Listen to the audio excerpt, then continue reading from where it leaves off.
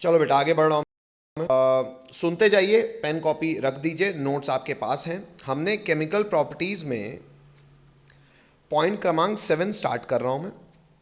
Alkyne का जो 7वां reaction आपको पता होना चाहिए वो होना चाहिए ozonolysis of, sorry, oxidation of alkyne. अच्छा सर, ओजोनोलिसिस में भी ऑक्सीडेशन तो हुआ था, क्योंकि उसमें भी तो डबल, याद करो क्या राइम याद कराई थी, डबल बॉन्ड देखो, डबल बॉन्ड तोड़ो और डबल बॉन्ड ओ जोड़ो, याद है? Yes sir. याद है? हेलो। Yes sir. अच्छा, तो बच्चों अब ऑक्सीडेशन भी एक्चुअली ओजोनोलिसिस का एग्जैक्ट वो काम नहीं करता कि एग्जैक्ट प्रोडक्ट बनेगा, हाँ, पर मोर और लेस ऑक्सीडेशन भी, सर ओजोनोलिसिस भी ऑक्सीडेशन का प्रकार था, हाँ बेटा, लेकिन एक्सटेंट मतलब कितनी शिद्दत से ऑक्सीजन जुड़ना है उसका फर्क पड़ सकता है। अच्छा, कैसे सर? दो तरीके हैं बेटा। पहला तरीका Roman number 1, using bears reagent. बहुत फेमस बात है बच्चों, नेमिंग रिएजेंट है, पता होना चाहिए क्या है और क्या करता है। तो नाम है बच्चों इसका बेयर्स रिएजेंट। अब बेयर्स रिएजेंट क्या है सामने देखिए भाई, कह रहा है कोल्ड यानी कि ठंडा, एक्वस यानी कि पानी बहुत होना चाहिए, एंड एल्कलाइन केमिनोफोर, केमिनोफोर मतलब potassium permanganate, is called bears reagent and it is a dark compound या सोल्यूशन। डार्क कंपाउंड मतलब इसका जो रंग होता है बड़ा गहरा सा होता है, एक्चुअली पर्पल रंग का होता है बच्चों। अब जो अल्कीन होता है बेटा, अल्कीन में ये बेयर्स रिएजेंट है, बी आर लिखा है ना, आप लोग थोड़ा सा ढंग से लिखेगा बेयर्स रिएजेंट। और बेयर्स रिएजेंट होता होता क्या, फिर से याद करेंगे सर, केमिनोफोर में खूब सारा पानी डाल दो, ठंडा कर दो, और खूब सारा पानी डालोगे तो एक्वस और डाइल्यूट कहलाएगा। तो कोल्ड यानी कि ठंडा, एक्वस और डाइल्यूट केमिनोफोर का सोल्यूशन जो कि पर्पल रंग का होता है वो बेयर्स रिएजेंट कहलाता है। उसका फंक्शन पता है क्या है बच्चों? वो एक माइल्ड ऑक्सीडाइजिंग एजेंट है। सर माइल्ड क्यों कह रहे हो? क्योंकि बेटा वो सिग्मा बॉन्ड नहीं तोड़ पाता। कौन सा बॉन्ड तोड़ पाता है? पाई। पाई कमजोर होता है, इसलिए मैं माइल्ड यानी कि कमजोर कह रहा हूं। अच्छा, तो अल्कीन जहां जहां होगा बेटा वो पाई बॉन्ड को तोड़ेगा और दोनों कार्बन पे ओ एच लगा देगा। ओ एच एक फंक्शनल ग्रुप है जिसका आईयूपीएसी नाम कहती है ऑल, दो हैं तो डाई ऑल, और बाजू वाली पोजीशन जनरली कहलाती है विसिनल पोजीशन। तो ये जो प्रोडक्ट है वो जनरली कहला रहा है विसिनल डाई ऑल। जैसे कि एग्जाम्पल है, प्रोपीन में हमने बेयर्स रीजन का इस्तेमाल किया तो 1 और 2 पोजीशन पे ओ एच एच लग गया, तो नाम हो गया प्रोपेन 1,2 डायोल। हाँ, ये विसनल डायोल का एक जनरल एग्जाम्पल ये लिखा हुआ है, एक प्रिसाइज एग्जाम्पल है। ऐसे बहुत हो सकते हैं, शायद हमको समझ में आता है। अच्छा, एक नोट डाला हुआ है। एक्चुअली बच्चों बेयर्स रीजन इतना फेमस पता है क्यों है? क्योंकि शायद आपको याद होगा हमने एडिशन के दौरान भी पढ़ा था कि कभी भी आपके कंपाउंड में अगर अनसैचुरेशन है तो अनसैचुरेशन की चेकिंग कैसे होगी, टेस्ट कैसे होगा? सर टेस्ट हम उन्हीं रिएक्शन को कहते हैं जो होने के बाद फिजिकल प्रमाणित कर जाए कि देखो देखो मैं हो गया। याद होगा आपको, bromine water Br2 in CCl4 एक सॉल्वेंट होता है जिसका रंग क्या होता है, कोई बताएगा कि सब गधे हैं? बच्चों प्लीज पन्ना पलट के कोई बता दो, ब्रोमीन वाटर का रंग क्या होता है? Red orange. रेडिश ऑरेंज, बिल्कुल ठीक है, रेड ऑरेंज।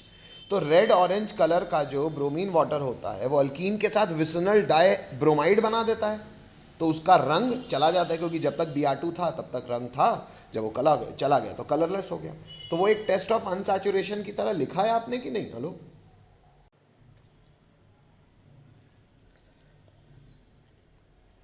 बच्चों, प्लीज़ कोई ना कोई रिस्पॉन्ड करते रहो, बहुत गलत बात हो जाती है ये। हाँ बच्चों प्लीज़ कोई ना कोई रिस्पॉन्ड करते रहो, गलत बात हो जाती है। हाँ हेलो, यस सर। वो टेस्ट ऑफ अनसैचुरेशन था ना? अच्छा, तो ये वैसे ही बच्चों decolourisation of dark colour of Baeyer's reagent also act as a test of unsaturation. क्यों? क्योंकि सर जब तक केमेनोफोर यानी कि बेयर्स रिएजेंट था तब तक रंग पर्पल था। सर वो तो रिएक्ट करके ओ एच के रूप में यूज हो गया, कंज्यूम हो गया, तो उसका रंग खत्म हो जाएगा, तो डी कलराइज हो जाएगा। बात समझ में आती है? Next, yes sir. Roman number 2। Roman number 2 में है, यहां भी हम ऑक्सीडेशन कर रहे हैं, प्रकार तरीका अलग है। तरीका है यूजिंग स्ट्रॉन्ग ऑक्सीडाइजिंग एजेंट्स। अब सर ये क्या होते हैं? यहाँ पे SOA करके लिखा हुआ है, आपको एक्चुअली केवल हिंट दी हुई है, एक्चुअली आपको इनमें से किसी एक को लिखना चाहिए। सर स्ट्रॉन्ग ऑक्सीडाइजिंग एजेंट्स होते क्या क्या हैं बेटा? दो बहुत फेमस एग्जांपल्स हैं। पहला है केमेनोफोर इन एसिडिक मीडियम। अच्छा, ये ठंडा नहीं है, ये बहुत ज़्यादा डाइल्यूट नहीं लिखा है।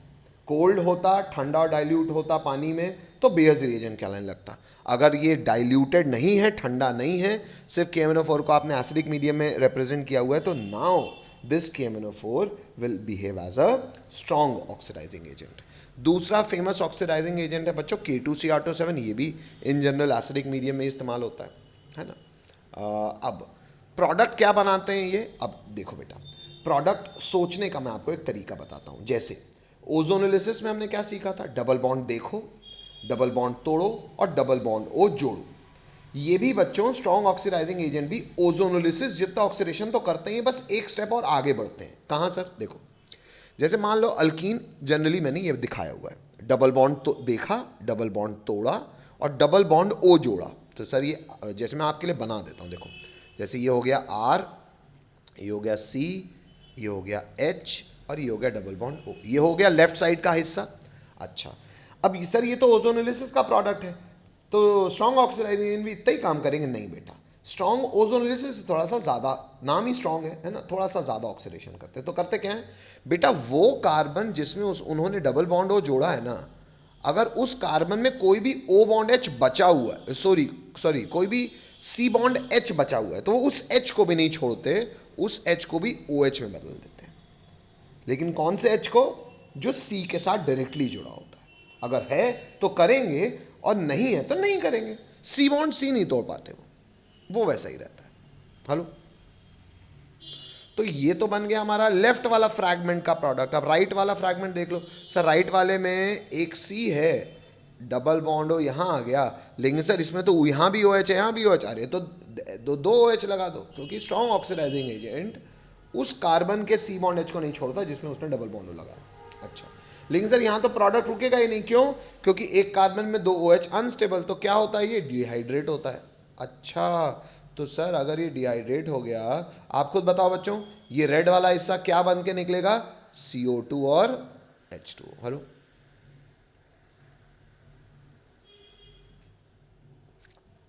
अब बोलना पड़ेगा बच्चों, कोई एक जो पढ़ना चाह रहा है एक्चुअली में वो रिस्पॉन्ड करे, बाकियों को रहने दो। चलो, लेकिन कोई एक जिम्मेदारी ले ले, है ना। चलो ठीक है, आगे बढ़ रहा हूँ मैं। किसी को तकलीफ नहीं, आगे बढ़ रहा हूँ बेटा मैं। नेक्स्ट, तो बच्चों ये हमारी फोटो हो गई RC डबल बॉन्ड हो और ये OH, ये हो गया हमारा कार्बोक्सिलिक एसिड। और ये जो दूसरा प्लस करके फ्रैगमेंट लिखा हुआ है, ये आपको दिख भी रहा है, उसने फोटो वही बना दी, लेकिन उसने इसको फर्दर तोड़ के CO2 और H2O बना दिया। यहाँ पे उसने गोला नहीं बनाया, तो आप जब नोट्स लिखेंगे तो प्रॉपर ऐसे सुंदरता से निकाल दिखा भी दीजिएगा कि एक कार्बन में 2H हट गए तो पानी बन गया। कोई तकलीफ बच्चों? हालांकि इस बच्चे ने इंग्लिश ज़रूर लिखी हुई है कि जेमिनल डाइऑल और ब्रैकेट में लिखा हुआ अनस्टेबल। जेमिनल मतलब जब एक ही कार्बन पे दो OH होते, जो दो फंक्शनल ग्रुप्स लगे रहते हैं, उसको कहते हैं जेमिनल पोजीशन। जैसे बाजू वाली पोजीशन को कहते हैं विसिनल, वैसे एक ही कार्बन में अगर लगे रहते हैं तो इसको कहते हैं जेमिनल। तो ये जेमिनल डाइऑल होगा और जेमिनल डाइऑल अनस्टेबल होता है, वो डिहाइड्रेट कर जाता है। किसी को तकलीफ? नेक्स्ट, वैसे ही कुछ एग्जाम्पल है बच्चों। जैसे मान लो यहाँ पे प्रोपीन है, एक सेकंड रुकिएगा। हाँ, आ रही मेरी आवाज़? Hello, Yes, sir. चलो। जैसे यहाँ पे बच्चों क्वेश्चन में प्रॉप 1 इन है, हमने स्ट्रॉन्ग ऑक्सीडाइजिंग एजेंट यूज़ किया K2Cr7। तो फिर से याद कीजिए, डबल बॉन्ड देखो, डबल बॉन्ड तोड़ो, डबल बॉन्ड ओ जोड़ो, तो ये दो कार्बन हो गए, डबल बॉन्ड ओ लग गया। खुद सोच लीजिए, एक H बचा होगा तो उसको OH से रिप्लेस कर दिया। क्यों? टेट्रावैलेंसी सोच लो ना, इसमें CH2 होगा, सॉरी CH होगा, है ना। अच्छा, वही कोने वाले को देखो, सर इसमें तो CH2 होगा, ये तो कोने वाला है, तो ठीक है बेटा, डबल बॉन्ड हो, एक में OH, और सर मुझे पता है अब ये CO2 और H2 में बदल जाता है। कोई तकलीफ? तो कायदे से आपसे कोई पूछे कि प्रोपीन से प्रोडक्ट क्या बनते हैं, तो एक प्रोडक्ट आपका होगा बच्चों एसिटिक एसिड, और एक प्रोडक्ट होगा कार्बन डाइऑक्साइड और वाटर। कोई तकलीफ? समझ में आता है? रिस्पॉन्ड। Yes, sir. ठीक है, नेक्स्ट। Yes, sir. और एग्जाम्पल है बच्चों, जैसे 2 मिथाइल ब्यूटूइन, देख लीजिए फोटो बनी हुई है, डबल बॉन्ड देखा, डबल बॉन्ड तोड़ा, डबल बॉन्ड ओ जोड़ा, तो इसको तोड़ के डबल बॉन्ड ओ जोड़ोगे, लेफ्ट साइड में जोड़ोगे तो डबल बॉन्ड ओ, इस कार्बन में कोई एच नहीं बचा तो ये यहीं रुक जाएगा, बन गया कीटोन। इस तरफ में डबल बॉन्ड ओ जोड़ा लेकिन एक एच बचा है तो वो बदल जाएगा ओ एच में। इस बच्चे ने फ़ोटो गलत बनाई हुई है, इसने गलत कार्बन पे ओ एच लगाया, मैं सुधार देता हूँ। ये क्या होगा बच्चों, ये पहला कार्बन, ये दूसरा कार्बन, इसमें लगा डबल बॉन्ड ओ, सर इसमें एक एच भी होगा तो उसको बदल दिया ओ एच में। हालांकि नाम सही लिखा हुआ है, इसने जनरल नाम लिखा है एस्टिक एसिड, पर फोटो कुछ गलत है, ऐसी बनेगी। बात समझ में आती है? Yes, sir. ठीक है। अब बच्चों ये आपको पता होना चाहिए। उसके बाद के जो एग्जाम्पल है रोमन नंबर 3, ये आप चाहो तो लिखो, वरना ये एक्चुअली अच्छा सवाल है। इसमें मैं आपको ये प्रैक्टिस करा रहा हूँ कि जहाँ जहाँ डबल बॉन्ड है वहाँ वहाँ टूटेगा, और ये वाला जो आपने कॉमन सेंस सीखा कि डबल बॉन्ड देखो, डबल बॉन्ड तोड़ो, डबल बॉन्ड ओ जोड़ो, और जितने सी बॉन्ड एच हो उसको रिप्लेस करो ओ एच से। तो वो अगर आप करोगे इस पूरी फोटो में तो आपको ये प्रोडक्ट्स मिल जाएंगे। एक बार इसको देख लीजिएगा, तभी देखेगा जब आप खुद को जेई के लिए सीरियस मानते हो, वरना आप ये एग्जाम्पल छोड़ भी सकते हो। दिक्कत हो तो पूछिएगा। नेक्स्ट, केमिकल प्रॉपर्टीज़ में अगली प्रॉपर्टी है बच्चों पॉलीमराइजेशन ऑफ अल्कीन्स। अब पॉलीमराइजेशन क्या होता है बच्चों? अगर हमने सुना हो कि पन्नी को हम शायद इंग्लिश में पॉलीथीन कहते हैं, आप सबने कॉमन लाइफ में सुना होगा। अच्छा, तो ये पॉलीथीन पता है कहाँ से नाम डिराइव्ड है बच्चों? ईथीन का पॉलीमर, भाई 2 ईथीन होंगे तो डाई ईथीन, 3 होंगे तो ट्राई ईथीन, 4 होंगे तो टेट्रा ईथीन, और n नंबर होंगे तो पॉली ईथीन। हेलो, अच्छा सर ये बनते कैसे हैं? आइए, सबसे फेमस एग्जांपल यही इथीन का ही है। इसको कहते हैं पॉलीमराइजेशन। ऐसा नहीं है बेटा कि सिर्फ इथीन ही पॉलीमराइज करता है, हर अल्कीन पॉलीमराइज कर सकता है। हाँ, पर एक फेमस एग्जांपल है। सर इसके बारे में डिटेल में चर्चा करोगे क्या? नहीं बेटा। क्यों नहीं सर? क्योंकि बेटा 12th में ना पॉलीमर्स नाम से पूरा पूरा चैप्टर ही है ना। लेकिन हाँ, उसका हिंट आपको यहाँ पे ज़रूर मैं दे रहा हूँ कि कभी भी अनसैचुरेशन होता है तो आपको तो पता है क्या, कि सर पाई कमज़ोर होता है, पाई बनना चाहता है सिग्मा। तो एक्चुअली नॉर्मली ऐसा नहीं होता, पर कुछ रिएक्शन कंडीशन में, मतलब कुछ कैटलिस्ट और टेम्परेचर प्रेशर का इस्तेमाल करके आपके पास एक ऑप्शन है कि कभी भी आपके पास डबल बॉन्डेड कार्बन हो ना, तो उसका पाई बॉन्ड आप तोड़ सकते हो। पाई बॉन्ड हमने तोड़ दिया, और पाई बॉन्ड तोड़ने के बाद उसकी जो फ्री वैलेंसीज बचती हैं वो बाकी ऐसे ही कार्बन्स के साथ लगती जाएंगी। मतलब एक यूनिट हो गई ये इथीन की यूनिट ने अपने पाई को बाहर बना लिया। अब बाहर किसके साथ बनाएगा? अरे ऐसे ही एक और यूनिट के साथ, जो वो भी अपने में खोला होगा। अच्छा, वो आगे क्या करेगा? अरे सर वो भी वैसे ही काम करेगा। मतलब बात समझ रहे हो? और ऐसे यहां पे भी होता जाएगा। तो ये जुड़ते गए ना, एक के साथ एक के साथ एक के, मतलब दो के साथ दो के साथ दो के साथ। मतलब ये, इसको अगर मैं कहता हूं मोनोमर, तो ऐसे कितने सारे मोनोमर जोड़ सकते हैं सर? n नंबर्स ऑफ जोड़ सकते हैं, दिन रात करते रहो। ऐसे कंपाउंड को कहते हैं अल्कीन का पॉली अल्कीन, या इथीन का इस केस में पॉली इथीन। आइए फोटो दिखाऊं आपको मैं। जैसे कि आपको सामने ये इथीन मैंने दिखाया हुआ है, और इथीन में मैंने यहाँ पे लिख दिया कि इसके n नंबर्स हम यूज़ कर रहे हैं, और ये सिंगल यूनिट को मैं कह रहा हूँ मोनोमर, मतलब सिंगल यूनिट। कुछ कैटलिस्ट, कुछ टेम्परेचर हाई, कुछ स्पेसिफिक प्रेशर, नॉर्मली नहीं होता, मेहनत करनी पड़ती है। अच्छा, इंडस्ट्रीज़ में यही कैटलिस्ट और टेम्परेचर प्रेशर आपको लगा के आप फैक्ट्रियाँ चलाते हो। हाँ सर कुछ याद नहीं, बताओगे नहीं कौन से कैटलिस्ट? बेटा बोल तो रहा हूँ, 12वीं में पॉलीमर चैप्टर पढ़ाऊंगा, वहाँ पे एक्स्ट्रा डिटेलिंग आपको इन डेप्थ मिलेगी, और एनसीईआरटी देगी आपको डिटेल। तो कुछ कैटलिस्ट होते होंगे, उनकी प्रेजेंस में होता क्या है? होता वही है। क्या? देख लीजिए यहाँ पे, पाई टूटा, इसने अपना लोन पेयर को, अपने ऑड इलेक्ट्रॉन को यहाँ से भिड़ाया, इसने अपने ऑड इलेक्ट्रॉन को यहाँ से भिड़ाया। ये सब ऐसा करते रहे तो ये हो गया एक, ऐसे बहुत सारे लगते जाएंगे। लेकिन अब मैंने एक ही में ऐसे एरो लगा के यहाँ मैं लिख देता हूँ n। इस बच्चे ने n नहीं लिखा हुआ है, क्यों? क्योंकि ऐसे n यूनिट्स जुड़े हैं ना। हेलो, तो अगर वो मोनोमर था तो ये हो गया पॉलीमर, अगर ये इथीन था तो ये आज से कहलाएगा पॉलीइथीन। अब पॉलीइथीन में y के बाद ई नहीं लिखते, तो ये हो गया पॉलीथीन, ई हट गया। तकलीफ बच्चों?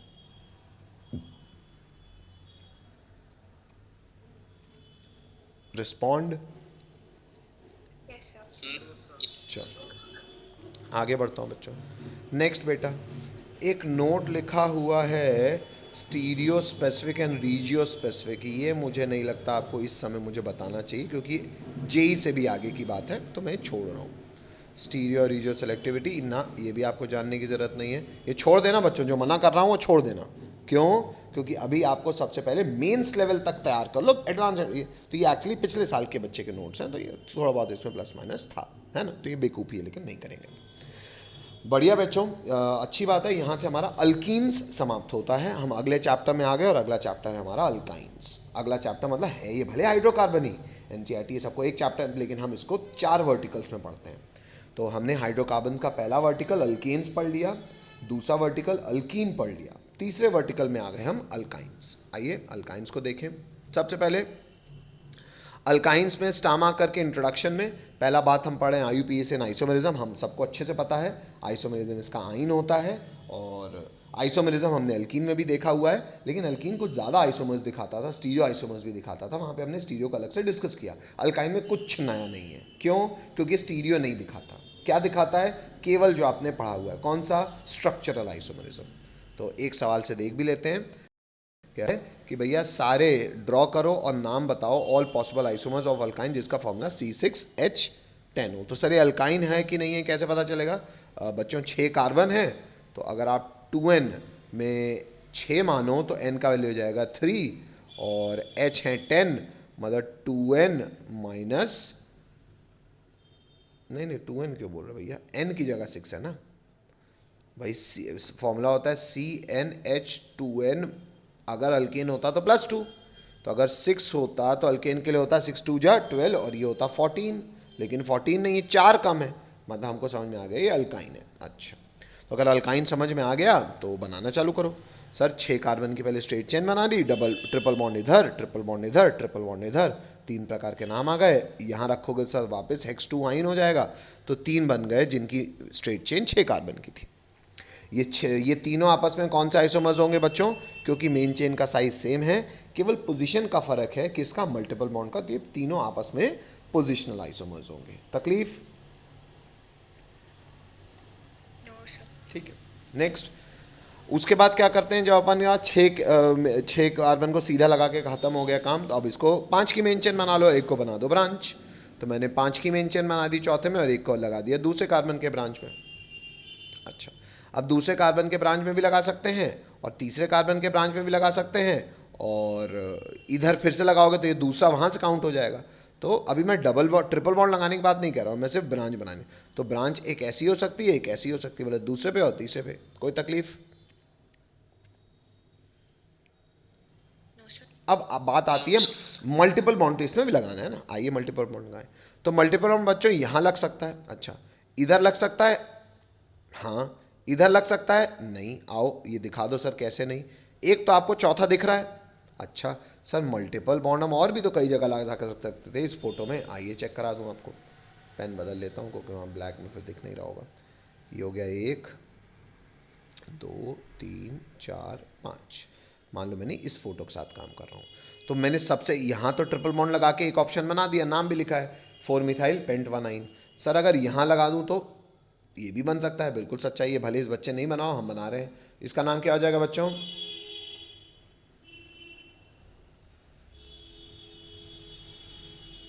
4 मिथाइल पेंट 2 क्यों 4 मिथाइल पेंट 2 इसलिए हो जाएगा क्योंकि नंबरिंग इधर से होगी, क्योंकि मल्टीपल बॉन्ड को मिनिमम नंबर देना है। कोई दिक्कत बच्चों?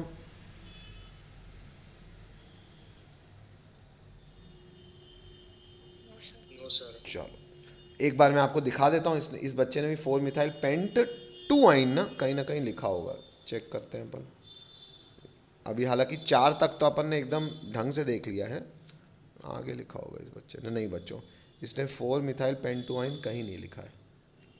चलो तो आप तो ये रिकॉर्डिंग से करोगे, तो बच्चों एक स्ट्रक्चर इस बच्चे से मिस हुआ है, वो भी आपको बनाना है, जो कि इसी ढांचे में बन जाएगा। सर और क्यों नहीं बनेगा? देख लो बेटा, मैं कहता हूँ तुम इसी ढांचे में देख लो।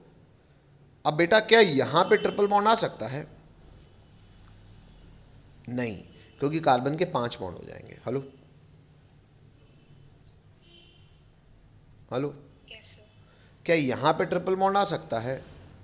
नहीं, क्योंकि अभी भी इस बीच वाले कार्बन के 5 हो जाएंगे, मतलब चाहे यहाँ नहीं, यहाँ नहीं, यहाँ नहीं, तो मतलब इस ढांचे में एक फ़ोटो और बन सकती थी जो कि इस बच्चे ने नहीं बनाई। वो फ़ोटो ये है, which is 1 2 3 4 5, which is 4 methyl paint 2 आइन, है ना। ये आपको खुद से लिखना है। That will be your structure क्रमांक बच्चों 5। फिर हम आते हैं स्ट्रक्चर क्रमांक 6 में। 6 में क्या कर दिया मैंने, मेन चेन ब्रांच थर्ड वाले में लगा दी। अब भी मल्टीपल बॉन्ड यहाँ लगा सकते हैं, यहाँ लगा सकते हैं। नाम क्या हो जाएगा, 3 मिथाइल पेंट 1 आइन। सर और क्यों नहीं लगा सकते बेटा, यहाँ नहीं लगा सकते, क्यों, क्योंकि फिर ये कार्बन के 5 हो जाएंगे, तो यहाँ नहीं लगा सकते, नीचे नहीं लगा सकते, और यहाँ नहीं लगा सकते। लेकिन सर यहाँ तो लगा सकते हैं, तो लगा के देख लो बेटा। ये 5 हुए, ये इधर हुआ, और मान लो तुमने यहाँ लगा दिया, सर नाम तो वही हो गया सर। क्या बात समझ में आ रही है? नहीं, ये नाम अलग हो गया ना। ये तो हो गया आपका 3 मिथाइल पेंट 2 आइन। Hello,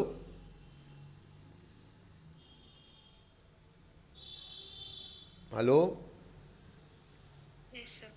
Yes, sir. क्या बेटा, स्ट्रक्चर गलत बना। क्यों बेटा? कार्बन सर उसके 5 पॉइंट हैं। अच्छा, ओके। कार्बन के 5 हाँ, पॉइंट। नहीं नहीं, सही बोल रहा है अपन ने, बिल्कुल सही कह रहा है। तो नहीं मतलब फिर, अच्छा यहाँ तो बना सकते हैं ना फिर। अच्छा, ये तो वही बन जाएगा जो 6th बना हुआ है ना भाई, इसका नाम हो जाएगा 3 मिथाइल पेंट 1 आइन। हेलो, हाँ नहीं नहीं, Yes. सही। तो फिर यहाँ इस बच्चे ने गड़बड़ नहीं की, इस बच्चे ने सिर्फ एक वो छोड़ा हुआ है, 4 के बाद 5वां, है ना। ये 6वां ये हो गया, ठीक है। 6वां ये हो गया, 7वां। अब सर इस मेन चेन में और कुछ नहीं हो सकता, तो अब 7वें में क्या किया है बेटा, 4 की मेन चेन बना दी है और 2 को बना दिया ब्रांच, तो 2 ब्रांच बन गए ऐसे। अब मल्टीपल बॉन्ड के साथ खेल रहा है, तो मल्टीपल बॉन्ड के साथ कैसे खेला, मल्टीपल उसने सबसे पहले दूसरे में लगा दिया। अब खुद सोचो, यहाँ नहीं लग सकता, ये तो अब आपको समझ में आ रहा होगा, और कहीं लग ही नहीं सकता, तो इसके साथ केवल एक पॉसिबिलिटी है, बोलो हाँ। Yes, sir. और फिर ये कहाँ से आ गया यार, 5 की मेन चेन जो छूटा था उसने बना दिया है क्या, यही छूटा था क्या अपना? ये सर यही छोटा था, नाम गलत लिखा है। हाँ, अपन ने यही छोड़ा था, अपने को ढूंढ अपने को इसलिए नहीं पाए क्योंकि इस बच्चे ने एक्चुअली बच्चों, इसने पता गड़बड़ क्या किया है, नंबरिंग यहाँ से करनी चाहिए थी। कहाँ से, यहाँ से। क्यों, क्योंकि मल्टीपल बॉन्ड को मिनिमम नंबर मिलना चाहिए ना। इसने ब्रांच को मिनिमम नंबर दे के मल्टीपल बॉन्ड को मैक्सिमम नंबर दे दिया, तो इसने नाम गलत लिखा, स्ट्रक्चर इसने बनाया है। Hello, Yes, sir. तो एक्चुअली बच्चों टोटल स्ट्रक्चर 7 ही बनेंगे आपके, क्योंकि इससे और छोटी चेन करोगे ना तो आप मल्टीपल बॉन्ड यानी कि ट्रिपल बॉन्ड और बाकी कार्बन को आप देख लेना, आप एडजस्ट नहीं कर पाओगे, ठीक है। तो कितने स्ट्रक्चर्स बन गए, 7। अच्छा, इन 7 स्ट्रक्चर्स में क्या हुआ बच्चों, जिसमें जिसमें मेन चेन का साइज सेम है और पोजीशन का फर्क है, वो पोजीशन आइसोमर होगा आपस में, और जिन जिन की मेन चेन का साइज ही में फर्क है वो आपस में चेन आइसोमर्स होगा। Hello, Yes, sir. किसी को तकलीफ?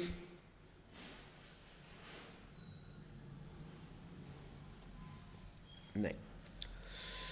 आगे बढ़ते हैं बच्चों, इंट्रोडक्शन में पॉइंट क्रमांक 2 पढ़ रहे हैं हम अल्काइंस में, और अल्काइंस में दूसरा बात है स्ट्रक्चर, अल्काइन का ढांचा कैसा होता है। तो बच्चों शायद इतना हमने कई बार देखा हुआ है, एक बार और मैं आपको ये समझा देता हूँ। देखिए, इसको मैं आपको एक बार वाइट बोर्ड में बता दूँ, ज़रूरी चीज़ है। देखो बेटा, जैसे अल्कीन्स होते हैं ना बेटा, वैसे अल्काइंस भी होते हैं। मतलब सर, मतलब बेटा देखो, जैसे एक कार्बन और कार्बन बीच में सबसे पहले तो बनता है सिग्मा, फिर बनता है एक पाई, और फिर तो ये अल्कीन कहलाता है, और एक और पाई बन जाता है तो ये अल्काइन कहलाने लगता है। अच्छा, ये बनता कैसे होगा सर? बेटा ये बनता ऐसे है कि, अच्छा यहाँ पे एक होती है फ्री वैलेंसी, इससे कुछ भी जुड़ा हो, है ना।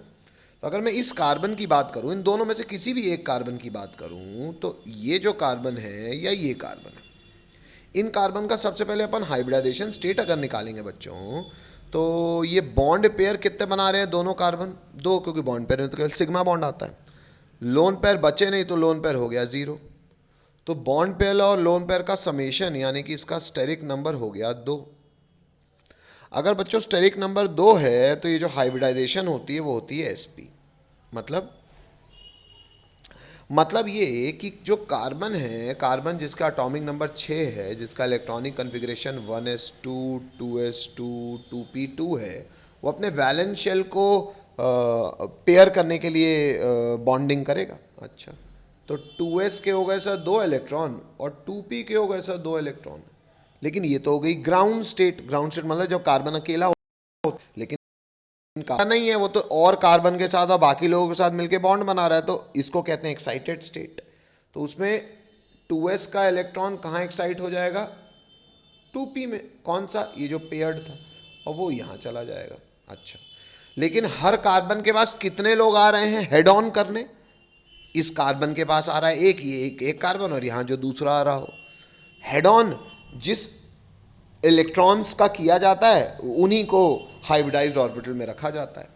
तो कितने इलेक्ट्रॉन्स हेड ऑन कर रहे हैं? 2, तो केवल 2 ऑर्बिटल्स हाइब्रिडाइज करेंगे और 2 sp हाइब्रिडाइज्ड ऑर्बिटल बन जाएंगे। हेलो, वहाँ पे जगह नहीं थी मेरे पास, मैं यहाँ लिख देता हूँ। ये जो 2 हैं उसमें से केवल ये 2 हाइब्रिडाइज करेंगे और 2 sp हाइब्रिडाइज्ड ऑर्बिटल बन जाएंगे। ये हाइब्रिडाइज्ड ऑर्बिटल क्या बनाते हैं बच्चों? Sigma bond. तो मान लो एक कार्बन ये हो गया, एक कार्बन ये हो गया, इन्होंने, पहले मैं एक कार्बन दिखाता हूं आपको। इसने एक सिग्मा बॉन्ड ऐसे बनाया, एक सिग्मा बॉन्ड ऐसे बनाया। मान लेते हैं एक और कार्बन, तो वो दूसरा कार्बन भी ऐसे ही होगा सर, एक सिग्मा बॉन्ड यहाँ बना रहा है, एक सिग्मा बॉन्ड यहाँ बना रहा है। सर सिग्मा सिग्मा को आपने एक दूसरे के ऑपोजिट क्यों किया है? क्योंकि बेटा इनमें रिपल्शन सबसे कम होना चाहिए। तो 180 दो ही हैं, तो 180 डिग्री के एंगल पे रह रहे हैं। हेलो, अब ये जो 2 इलेक्ट्रॉन्स बच गए ना बच्चों, कौन से? ये 2। एक को मैं कर देता हूँ लाल, अरे यार ये तो मिट गया। चलो, एक को मैं कर देता हूँ लाल और एक को मैं कर देता हूँ नीला। अच्छा, हमें पता है सर इन जनरल अगर ये एक्स एक्सिस है तो ये मौजूद होगा 2py में और ये मौजूद होगा 2pz में, और सर p ऑर्बिटल तो अनहाइब्रिडाइज है तो उसकी दोनों लोब जिंदा होगी। आइए मैं सबसे पहले आपको py दिखाऊं। अगर ये एक्स एक्सिस है और ऊपर वाला वाई एक्सिस है तो ये पी वाई का एक लोब ये, दूसरा लोब ये पी वाई हो गया।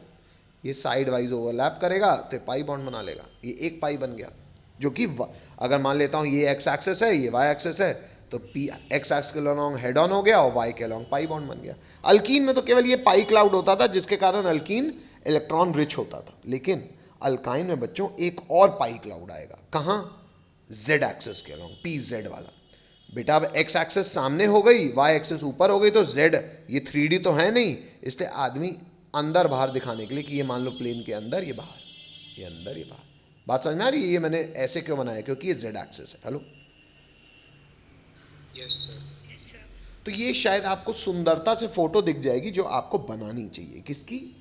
This is the orbital picture of the complete structure of alkyne. हालांकि अगर आप स्ट्रक्चर, 3 डायमेंशनल स्ट्रक्चर्स की बात करो तो केवल उसमें तो बेटा न्यूक्लियसेस देखे जाते हैं, मतलब एटम्स देखे जाते हैं, तो उनके इलेक्ट्रॉन क्लाउड नहीं देखे जाते। हाँ, लेकिन इलेक्ट्रॉन क्लाउड अगर आप ये देखना चाहते हो कि एज अ मॉलिक्यूल वो रिएक्शन कैसे और क्यों कर रहा है, तो आपको एक क्लाउड समझ में आने चाहिए। इससे आपको ये समझ में आएगा कि भैया अल्काइन सर अल्कीन से ज़्यादा इलेक्ट्रॉन रिच है। Hello,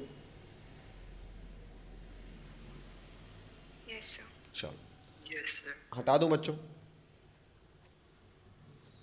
yes sir. चलो बेटा, अल्काइंस की बात कर ही ली है तो हाँ, लेकिन उसका शेप कौन डिसाइड करता है? न्यूक्लियस। तो शेप क्या होगा? लीनियर शेप, है ना।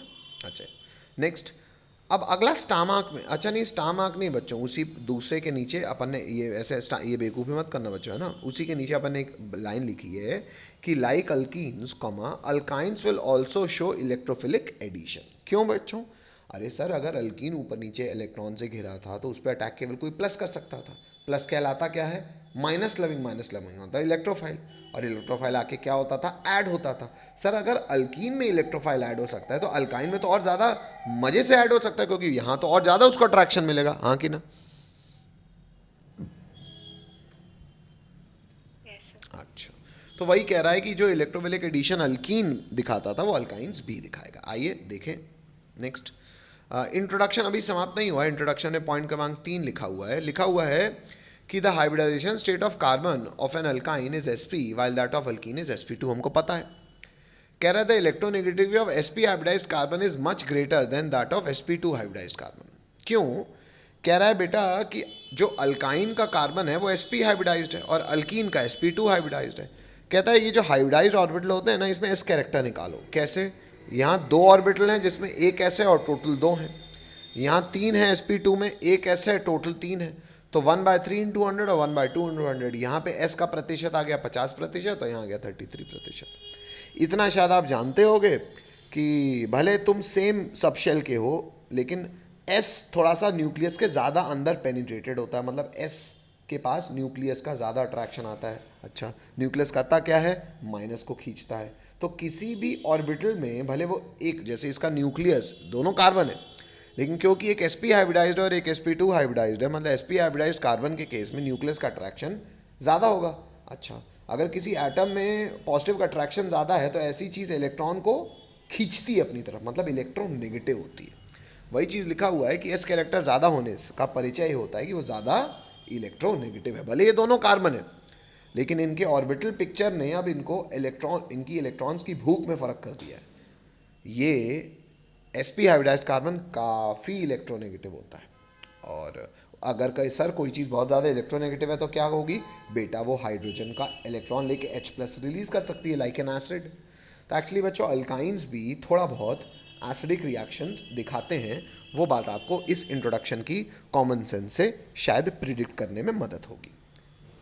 बच्चों, बात समझ में आती है? बोलना पड़ेगा। Yes sir. ठीक है, किसी को तकलीफ कि आगे बढ़ जाऊं? चलो, फिर पॉइंट क्रमांक 3 में इस बच्चे ने स्टार मारा हुआ है। आपको स्टार नहीं मारना, लेकिन लिखना ज़रूर है। ये जो मैंने इलेक्ट्रोनेगेटिविटी की बात कही है उसको मैंने यहाँ लिखा भी हुआ है कि क्योंकि इलेक्ट्रोनेगेटिविटी एक sp हाइब्रिडाइज्ड की बहुत ज़्यादा होती है, हेंस वो कुछ एलिमेंट्स के साथ एक एसिड की तरह भी बिहेव करेगा। किसके साथ हम अभी आगे रिएक्शंस में देखेंगे, पर हम ये ज़रूर जहन में रखें कि अल्काइन, क्योंकि उसका कार्बन काफ़ी इलेक्ट्रोनेगेटिव होता है, इसलिए वो एसिड की तरह भी कुछ रिएक्शंस दिखा सकता है। ठीक है, यहाँ से बच्चों अल्काइंस का इंट्रोडक्शन हो गया। अब सर, इंट्रोडक्शन के बाद हम हमेशा ऑर्गेनिक केमिस्ट्री कैसे पढ़ते हैं? हम पहले उसको प्रिपेयर करने के तरीके पढ़ते हैं। तो नेक्स्ट स्टार मार्क है बच्चों हमारा प्रिपरेशन ऑफ अल्काइंस।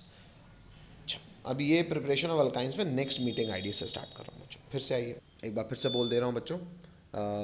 अभी एक्चुअली मैंने आपको जब मीटिंग आईडी दोबारा भेजी है ना, तो मीटिंग आईडी दोबारा भेजने पर मैंने रिकॉर्डिंग चालू ही नहीं की थी। तो ये कितनी देर की मीटिंग हुई है अभी? ये दूसरी मीटिंग आईडी बोल दो। नहीं पता sir. I guess preparation of alkynes हमने 12 मिनट सर। हाँ, हमने प्रिपरेशन ऑफ अल्काइंस दूसरी मीटिंग में ही किया है। तो एक बार फिर बोल दे रहा हूँ मैं, प्रिपरेशन ऑफ अल्काइंस में क्योंकि ये तो आप लोगों को लगेगा ही ना, इसलिए फिर से बोल दे रहा हूँ। प्रिपरेशन ऑफ अल्काइंस में सबसे पहला प्रिपरेशन था किससे? कैल्शियम कार्बाइड से। कैल्शियम कार्बाइड क्या था? कैल्शियम पे +2 और C2 पे -2। कैल्शियम पे +2 और C2 पे -2 का अर्थ है C triple bonded C carbon पे, इस पे माइनस और इस पे माइनस। क्यों? क्योंकि इनके पास एक एक इलेक्ट्रॉन एक्स्ट्रा आएगा।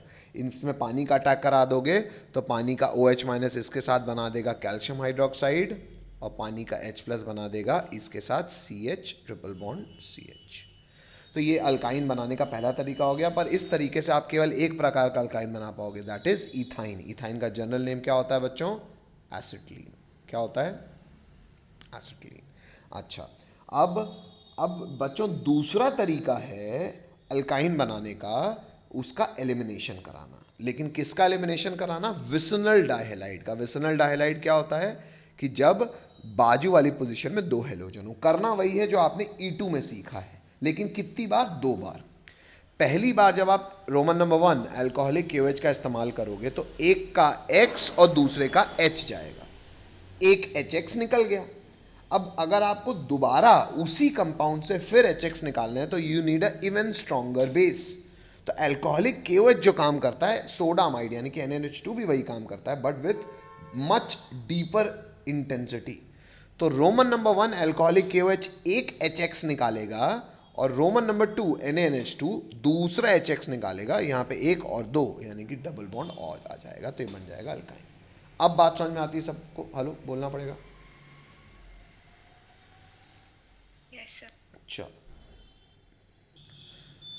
अब हालांकि ये अल्काइंस के 2 ही प्रिपरेशन थे, ये काफ़ी कम होंगे, पर मैं आपको एक बार फिर से कह दे रहा हूँ कि बच्चों रीड करते रहोगे चीज़ें याद होती जाएंगी, नहीं रीड करोगे नहीं याद होंगी। और फिर भी जो अभी मान लो हल्का सा रिकॉर्डिंग मेरी ऑफ रह गई थी, तो हालांकि मैंने उसको रीड कर दिया है फिर से वाइट बोर्ड में, अगर दिक्कत होती है तो आप नेक्स्ट क्लास में पूछ सकते हो। चलो नेक्स्ट आगे बढ़ते हैं। अरे सर बस ये तो आसान है, बड़े छोटे सा था, मैंने बोला ही था धीरे धीरे छोटा होते जाते हैं चैप्टर्स। तो अल्केन में बहुत सारे तरीके सर, अल्कीन में भी थे ही थे, अल्केन तो केवल 2 तरीके बनाने के, बढ़िया है। आते हैं फिजिकल प्रॉपर्टीज़ में। फिजिकल प्रॉपर्टी में पहला पॉइंट लिखा है कि पहले 3 अल्काइंस गैस हैं और बाकी लिक्विड है।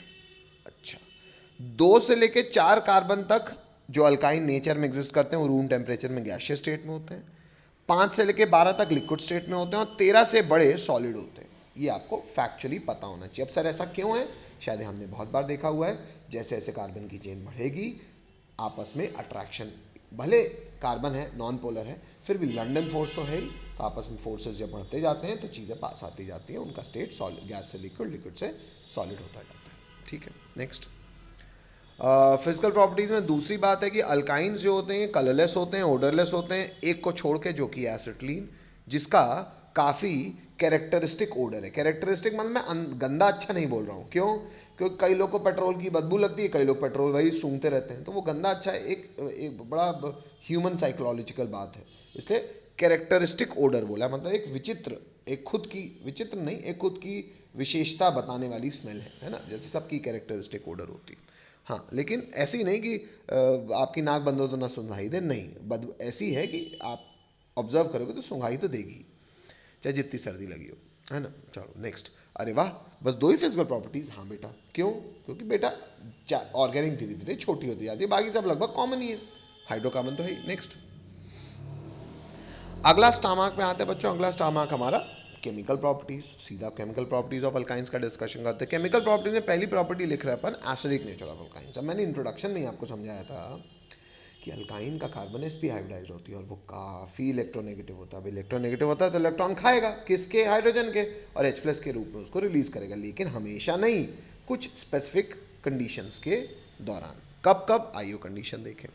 तो एसिडिक नेचर में सबसे पहला कहता है कि टर्मिनल अल्काइंस, ऑब्वियस सी बात है, अगर अल्काइन है तो ट्रिपल बॉन्डेड कार्बन है, तो जो कोने वाला कार्बन होगा उसी के पास ना H होगा। क्यों सर? अरे जो कोने में नहीं होगा, जो बीच में आएगा उसके इस तरफ तो बल्कि कार्बन की चेन होगी। अगर ये तुम भले इलेक्ट्रोनेगेटिव हो, इलेक्ट्रॉन तो तुम टुच्चे हाइड्रोजन के ही ले पाओगे ना, और किसी का थोड़ी। तो एक्चुअली जो कोने का यानी कि टर्मिनल अल्काइन होता है वही एसिड की तरह बिहेव करता है। ब्रैकेट में लिखा हुआ है ऑर्गेनिक वीक एसिड, इसलिए कि एसिड ज़रूर मैं कह रहा हूँ, लेकिन ऐसा नहीं है कि हमारे जो वेल नोन एसिड्स हैं उनकी तरह काम करे। एक्चुअली बच्चों ऑर्गेनिक कंपाउंड यानी कार्बन कंटेनिंग कंपाउंड्स के जो एसिड होते हैं वो काफ़ी कमज़ोर होते हैं, लेकिन कुछ H+ के रिएक्शन तो दिखाते हैं। पर हाँ, आपको ये बता रहा हूँ उनको मिनरल एसिड्स यानी कि H2SO4, HCl, HNO3 इनसे कंपेयर नहीं कीजिएगा, काफ़ी वीक होते हैं। कौन? Organic acids. अच्छा, लेकिन मोर और लेस एसिड तो है, तो कुछ कुछ रिएक्शन तो दिखाएगा। ये देखिए क्या क्या। अच्छा, शायद हमको 10 से पता होगा क्या कि acid plus active metals give salt plus hydrogen gas, वही हो रहा है। एसिड यानी कि कभी भी कोई टर्मिनल अल्काइन अगर एक्टिव मेटल जैसे कि सोडियम के साथ रिएक्शन करेगा तो H+ अपने कोने वाला रिलीज कर देगा, बन जाएगा RC ट्रिपल बॉन्ड C- और Na+, ये बन गया सॉल्ट। इस सॉल्ट को मैं जनरली कह रहा हूँ, अगर ये अल्काइन था तो ये सॉल्ट कहला रहा है सोडा अल्काइनाइड। क्या कहला रहा है बच्चों? कोई बोले। सोडा अल्काइनाइड क्या कहला रहा है? सोडा अल्काइनाइड। अल्काइनाइड, ये पता होना चाहिए। और जो हाइड्रोजन है वो किस रूप में निकला? हाइड्रोजन गैस के रूप में। अच्छा, अगर सर ये एसिड है तो सोडा अमाइड के साथ भी रिएक्शन करेगा। सोडा अमाइड होता है NaNH2, अगेन होगा वही कि ये H+ देगा और ये NH2- देगा, तो ये H+ और NH2- मिलकर बना लेगा अमोनिया, और ये बना माइनस और इसके साथ आ गया Na+, ये भी बन गया सोडा अल्काइनाइड। कोई दिक्कत?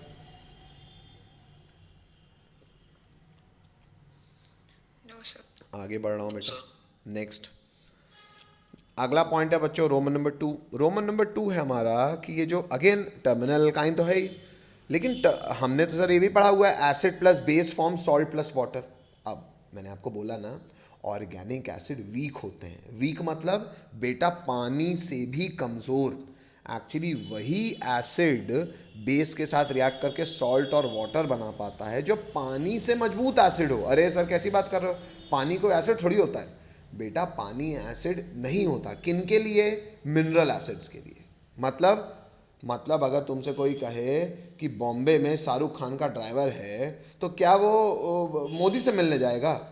नहीं, कैन ड्राइवर है, लेकिन बेटा शाहरुख खान का ड्राइवर अगर सतना में आ गया ना तो कहो हम लोग के आगे वो बहुत हीरो बने। हेलो, तो वही वाली बात है, पानी ड्राइवर कहला रहा है, सॉल्वेंट कहला रहा है, कहाँ? मिनरल एसिड्स के बाजार में। मतलब बॉम्बे के लोगों में भले शाहरुख खान का ड्राइवर है, वहाँ कोई उसको पूछता नहीं होगा। मेरी बात समझ रहे हो? पानी H+ नहीं देता है, सच्चाई है। पानी इज अ न्यूट्रल सॉल्वेंट। हम पानी को कंसिडर भी नहीं करते as an acid, neutral solvent मानते हैं। पता है क्यों? क्योंकि हम तब बात करते हैं इनऑर्गेनिक एसिड्स। इनऑर्गेनिक मतलब कार्बन के अलावा जो भी एलिमेंट्स हैं वो जब एसिड की तरह बिहेव करते हैं उन्हें कहते हैं मिनरल एसिड। उनकी H+ देने की शिद्दत इतनी ज़्यादा होती है कि पानी की औकात देखी नहीं जाती। लेकिन अब शाहरुख खान का ड्राइवर अपने गाँव आ गया है, सतना। अब सतना में अगर वो आया हो तो यहाँ बड़ा आदमी माना जाएगा। Hello, yes sir. तो वही वाली बात है कि अब यहाँ पे मान लो एसिड और बेस, सॉल्ट और वाटर तब बनाते जब पानी से तुम स्ट्रॉन्ग एसिड होते। फिलहाल पानी से तुम वीक एसिड हो। कौन वीक एसिड होते हैं? हर ऑर्गेनिक एसिड्स। हेलो, हर मतलब मोस्टली। तो वहाँ लिखा भी हुआ है the above reaction is possible only for acids which are stronger than water. बात समझ में आती है? Hello, yes sir. सारे लोगों बात समझ में आती है? ये बोलना पड़ेगा इसमें थोड़ा सबको। Yes, sir. अच्छा, तो एग्जाम्पल्स। Good afternoon, sir. हाँ बेटा, गुड आफ्टरनून। आ जाओ बस बेटा, अभी थोड़ा सा ये टॉपिक के बाद आपको चीज़ें समझ में आएंगी, तब तक रिकॉर्डिंग देखिएगा। चलो एग्जाम्पल देख लो बच्चों। अल्काइन का अगर सोडियम के साथ रिएक्शन कराओगे तो क्या बन जाएगा? सोडियम इथाइनाइड। अपन ने नामकरण बताया था ना, सोडियम इथाइनाइड और हाइड्रोजन गैस। लेकिन सर अगर ये इथाइन की बात कर रहे हैं तो यहाँ पे तो दूसरा वाला भी H दे सकता है। हाँ, तो और आगे फर्दर सोडियम से फिर रिएक्शन करा दो तो जो है वो भी निकल जाएगा। तो ये C ट्रिपल बॉन्ड C, इधर भी है नहीं, इधर भी है नहीं। हेलो, रुकिएगा बच्चों 1 मिनट। क्लीव सर जी। सर एग्जाम्पल 1 में जो फाइनल प्रोडक्ट बना है हाँ उसका नाम डाई सोडियम इथाइनाइड होगा। हाँ बेटा, क्योंकि 2 लगे हैं। Okay sir. ठीक है, और हालांकि बेटा ये जनरल नेमिंग है, एज सच इसको बहुत कठिन मतलब बहुत आवश्यक बात नहीं है, लेकिन फिर भी एक आधी एग्जाम्पल्स और NCERT बताती है, इसलिए मैं भी लिखवा रहा हूँ।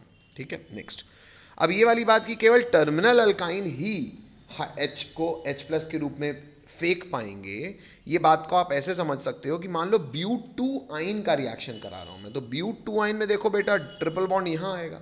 अच्छा, तो यहाँ पे कोने में ट्रिपल बॉन्ड तो है नहीं। अच्छा, तो सर कोने में नहीं है तो वो H के साथ जुड़ा नहीं होगा। इन दोनों ट्रिपल बॉन्डेड कार्बन में किसी के पास भी H नहीं होगा, इसलिए इसका अगर सोडियम से रिएक्शन कराओगे तो कहेगा नो रिएक्शन। क्यों?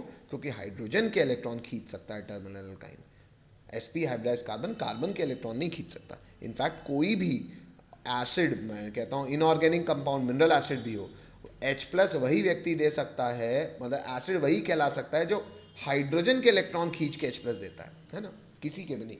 ठीक है, आगे बढ़ते हैं। नेक्स्ट कुछ और एग्जाम्पल्स हैं बच्चों। नहीं और एग्जाम्पल नहीं, आगे बात कर रही है एसिडिक नेचर में, आगे बात कर रहा है, लिख रहा है रोमन नंबर 3, कह रहा है जो एसिडिक नेचर होता है ना वह इलेक्ट्रॉन विड्रॉइंग ग्रुप्स के लगने से बढ़ता है। तो एक्चुअली ये लिखा हुआ है acidic nature is directly proportional to electron withdrawing groups. ये शायद आपको जनरल ऑर्गेनिक केमिस्ट्री से बात याद होगी कि अगर मान लो इसको अपन ने सिखाया था ना कि मान लो ये ऑक्सीजन है और ये हाइड्रोजन है, ऑक्सीजन हाइड्रोजन के इलेक्ट्रॉन खींचता है तो हाइड्रोजन का H+ के रूप में रिलीज करता है। अगर ऑक्सीजन से फर्दर कोई ऐसा ग्रुप जुड़ा हो जो और इससे इलेक्ट्रॉन खींच रहा हो तो ये ऑक्सीजन तो और ज़्यादा चिढ़ जाएगा। इसके इलेक्ट्रॉन अगर कोई खींचेगा तो ये हाइड्रोजन को और तेज़ी से खींचेगा। अच्छा, हाइड्रोजन के इलेक्ट्रॉन अगर तुम तेज़ी से खींचोगे तो जल्दी से जल्दी H+ रिलीज करोगे, मतलब ज़्यादा स्ट्रॉन्ग एसिड होगे। तो वही वाली बात यहाँ लिखी हुई है कि इलेक्ट्रॉन विड्रॉइंग ग्रुप्स के लगने से एसिडिक नेचर बढ़ता है, और इसके विपरीत इलेक्ट्रॉन डोनेटिंग ग्रुप लगाने से एसिडिक नेचर घटता है। उसको इकट्ठा लिखा हुआ है कि AN यानी कि acidic nature is directly proportional to withdrawing group but it is inversely proportional to electron donating group. तकलीफ बच्चों?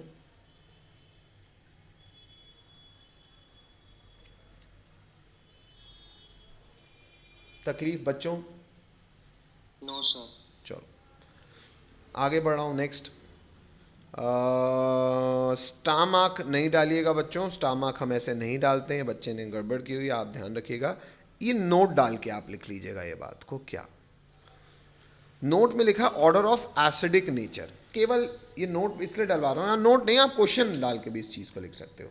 क्या है बेटा ये, अगर आपसे कोई पूछे कि चलो सर टर्मिनल अल्काइन एसिड होता है, ठीक है, तो आप मुझे ये बता सकते हो इथाइन स्ट्रॉन्ग एसिड होगा कि प्रोपाइन? भाई अल्टीमेटली H+ दोनों दे सकते हैं, कौन स्ट्रॉन्ग दे पाएगा? ये ऊपर वाली बात इसके काम आ जाएगी। क्या कि जो CH3 है वो प्लस आई ग्रुप की तरह बिहेव करेगा। प्लस आई मतलब electron donating group. Electron donating group इस sp हाइब्रिडाइज्ड कार्बन की भूख को थोड़ा बहुत सेटिस्फाई करेगा। मैं नहीं कह रहा पूरी, पर थोड़ा बहुत।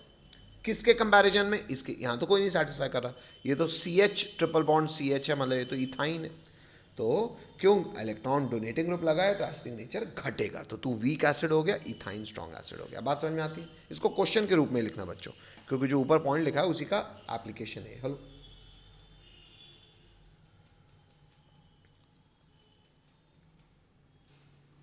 Yes sir. ठीक है। तो बच्चों अल्काइंस में हमने केमिकल प्रॉपर्टीज़ में सबसे पहली प्रॉपर्टी पढ़ ली अल्काइंस के कुछ ऐसे रिएक्शंस जो कि उसके एसिड होने को प्रमाणित करते हैं। आगे बढ़ रहे हैं हम। अल्काइंस में हम रिएक्शन क्रमांक 2 पढ़ रहे हैं। तो दूसरा रिएक्शन है पॉलीमराइजेशन ऑफ अल्काइंस। अब जैसे हमने अल्कीन में देखा था कि पाई सिग्मा बनना चाहता है, इस चक्कर में आपस में जुड़ते रहते हैं, तो एक आदमी मोनोमर, बहुत सारे आदमी पॉलीमर। वैसे ही पाई तो सर इनमें भी है, तो वही है सबसे पहला रोमन नंबर 1 लीनियर पॉलीमराइजेशन। यहाँ पे और प्रकार की पॉलीमराइजेशन है, अल्कीन में केवल एक पढ़ी है अपन ने। आइए यहाँ देख लें। पहला लीनियर पॉलीमराइजेशन का अर्थ समझें तो यहाँ पे रोमन नंबर फिर से नहीं डालेंगे, सीधा लिखेंगे कि जैसे मान लो ये इथाइन है, इथाइन हो गया सिंगल यूनिट यानी कि मोनोमर। ऐसे कितने यूनिट आ गए? Small n units. अगेन कोई कैटलिस्ट लगेगा, कोई हाई टेम्परेचर लगेगा, प्रेशर लगेगा, जो भी लगेगा 12वीं में पॉलीमर्स चैप्टर में जानेंगे। हाँ, पर ये नॉर्मली नहीं होता, under application of certain reaction condition होता है, कुछ कैटलिस्ट टेम्परेचर प्रेशर के बाद होता है। होता क्या है सर? होता वही है बच्चों, यहाँ 2 पाई में से 1 पाई को खोल के बाहर सिग्मा बनवा दो और अंदर 3 से अब हो गए डबल बॉन्ड। कितने लोग ऐसे जुड़ जाएंगे बच्चों? n लोग। तो ये क्या बन जाएगा? होल। यहाँ पे फिर इस बच्चे ने लिखा है n। अगर ये इथाइन था ये हो जाएगा पॉलीइथाइन, अगर ये मोनोमर था ये हो जाएगा पॉलीमर। Hello, yes sir. चलो आगे बढ़ता हूँ बच्चों। अब यहाँ पे बेटा पॉलीमराइजेशन का ना एक आपको प्रिसाइज एग्जांपल बता रहा हूँ मैं। क्यों? क्योंकि एक्चुअली ये हमारी ऑर्गेनिक केमिस्ट्री के लिए बड़ा यूजफुल एग्जांपल है। क्या? उसको हम लिख रहे हैं रोमन नंबर 2 करके, उसमें लिख रहे हैं हम साइक्लिक पॉलीमराइजेशन। मतलब पॉलीमर मतलब यही हुआ बच्चों कि एक से ज़्यादा मोनोमर यूनिट आपस में जुड़ रहे हैं, लेकिन यहाँ पे जुड़ना ना थोड़ा सा, यहाँ पे जुड़ना थोड़ा सा स्ट्रक्चर स्पेसिफिक है। कैसे? आइए देखें। जैसे बच्चों एसिटिलीन है, एसिटिलीन क्या होता है? CH triple bond CH। Acetylene के कितने मॉलिक्यूल्स इस्तेमाल किए मैंने? प्रिसाइसली 3। अब ऐसा नहीं कि मैं 3 मॉलिक्यूल्स को अलग से यूज़ कर सकता हूँ केवल, हाँ ये मैंने आपको बोला हर polymerisation temperature, pressure, catalyst specific होती है। अब मैं आपको जानकारी दे रहा हूँ, मतलब 11वीं के लेवल में बिना पॉलीमर के चैप्टर के ये जानकारी आपको पता होनी चाहिए। क्या? कि अगर आप एसिटिलीन गैस को पास करोगे red hot Fe tube, Fe tube मतलब लोहे का ट्यूब, रेड हॉट मतलब इतना गर्म लोहे का रॉड कि लाल हो चुका हो। अच्छा, ये कब हो जाता है? लगभग 600 डिग्री सेल्सियस में हो जाता है। अब मैं आपको रिएक्शन कंडीशन बता रहा हूँ। अब क्योंकि मैं बता रहा हूँ तो मैं प्रोडक्ट भी स्पेसिफिक बनाऊंगा। कैसे स्पेसिफिक बना रहा हूँ आप देखिएगा। मैं फिलहाल आपको यहाँ प्रोडक्ट ना दिखा के मैं आपको ब्लैक बोर्ड में दिखा रहा हूँ। सामने देखें एक बार। देखो बच्चों, कितने अल्काइंस का इस्तेमाल कर रहा हूँ मैं आपस में जुड़ने के लिए? बोलना पड़ेगा सबको।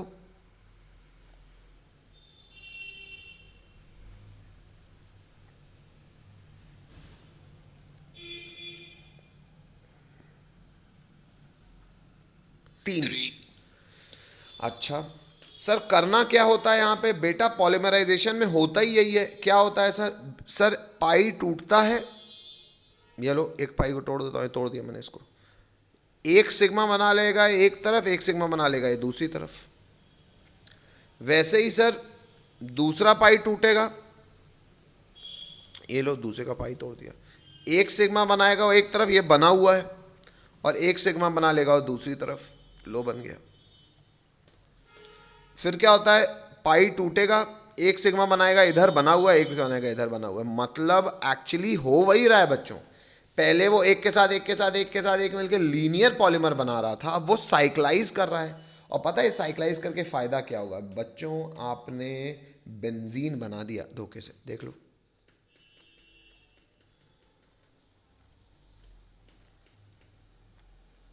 हेलो। Yes, sir. एक्चुअली आइए यही फोटो इस बच्चे ने भी ऐसे ही बनाने का प्रयास किया है। देखो इस बच्चे ने पहले CH 1 2 3 बनाया, और ये अलग से बॉन्ड हालांकि दिखा दिया उसने कि ये जुड़ने वाला है, पर एक्चुअली अगर ये बॉन्ड जोड़ दोगे तो कार्बन की टेट्रावैलेंसी का उल्लंघन होगा। तो ये मन में रखना है आपको। कौन सी बात? ये वाली बात। एक्चुअली आप सीधा ये बनाना है आपको। हेलो, ये बनाना मत बच्चों, बात समझ रहे हो? Yes, sir. Yes, sir. ठीक है बच्चों, तो ये भी पॉलीमराइजेशन का एग्जाम्पल हो गया जिससे हमने बेंजीन भी बना लिया। बढ़िया। नेक्स्ट बेटा ख़त्म होता है। अब अल्काइंस के रिएक्शंस में बच्चों हम कितने रिएक्शंस पढ़ चुके हैं? थोड़ा सा बताइए मुझे। सबसे पहला बड़ा वन क्या पढ़ा है हमने? अल्काइंस के रिएक्शन में सबसे पहले बड़ा वन क्या पढ़ा है? Acidic nature. Acidic nature. Acidic nature में हमने कुछ एक्स्ट्रा डिटेलिंग पढ़ ली रोमन नंबर 1 2 3 4 करके। अल्काइंस के रिएक्शन में दूसरा रिएक्शन क्या पढ़ा है? बड़ा 2। Sir, polymerization. पॉलीमराइजेशन। पॉलीमराइजेशन में इंटरनल 1 रोमन नंबर 1 रोमन 2 कर लिया। अब बच्चों ये एक्चुअली मैं इसलिए आपको बता रहा था क्योंकि बस इसमें 3 ही सेट हैं। अगला है बड़ा 3। इस बच्चे ने रोमन नंबर लिखा, आप सुधार लीजिएगा।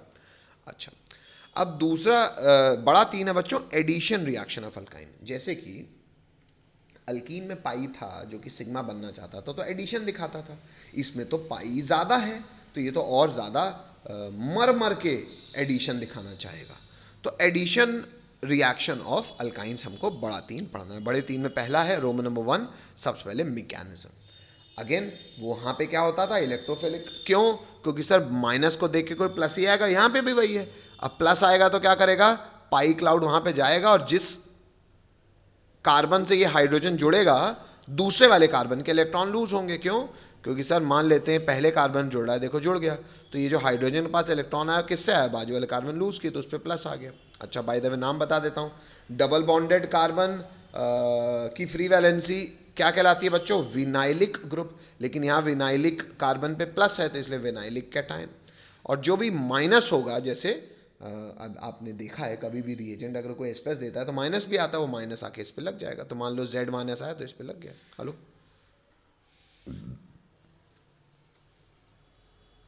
Hello, Yes, sir. आइए थोड़ा सा एग्जाम, ये स्टार मार्क नहीं डाल देना बच्चों, ये पता नहीं बच्ची ने कैसे किया हुआ है। आप लोग अब आपको पता है लिखने का Excuse me, तरीका। हाँ बेटा बोलो बोलो। सर वो ऊपर एक बार और समझा देंगे? सुन लो बेटा, फिर से सुन लो भाई। पहला ये H प्लस अटैक करके ये वाली बात तक समझ में आई? Yes, sir. बस उसके बाद बेटा मैं आपको अलग से फिर दिखा देता हूँ। भाई ये कार्बन है, ये सिग्मा बॉन्ड है, ये H है, ये डबल बॉन्डेड कार्बन और ये प्लस। इस पे बेटा अब मैं अटैक करा रहा हूँ एक्चुअली Z माइनस का। Z माइनस क्या है? अरे यार किसी ने जिसने H प्लस दिया होगा वो किसी Z माइनस के साथ होगा, तो माइनस इस प्लस के पास आ जाएगा। तो क्या बन जाएगा? ये डबल बॉन्डेड कार्बन, ये ऐसा ही, ये H, ये ऐसा ही और ये Z। Hello, Yes, sir.